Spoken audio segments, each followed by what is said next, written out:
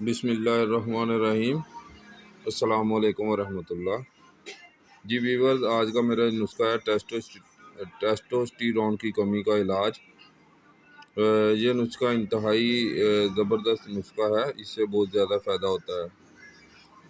اس کو خدمت خلق سمجھ کر زیادہ سے زیادہ شیئر کریں۔ اس میں اشگاندھن گوری 50 گرام، بیکھ بودارا 50 گرام، کوزہ مصری 100 گرام۔ بیکھ بدارے کے اوپر ہلکی ہلکی سی مٹی ہوتی ہے، اس کو اچھی طرح صاف کر لیں، اور اس کے علاوہ ان کو اچھی طرح گرائنڈ کرنے کے بعد باریک چھاننی کے ساتھ چھان لیں۔